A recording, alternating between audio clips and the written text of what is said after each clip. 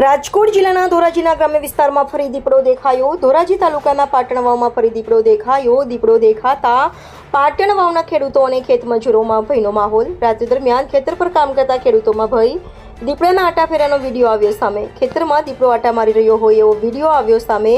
પાટણ વાવ ઓસમ ડુંગર વિસ્તાર હોય જેથી દીપડાઓનું ડુંગરમાં છે રહેણાંક। પાણી અને શિકારની શોધમાં દીપડો ખેતરમાં આવી ચડ્યો હોવાનું ખેડૂતોનું અનુમાન। રિપોર્ટર જગમાલ સુવા, ધોરાજી।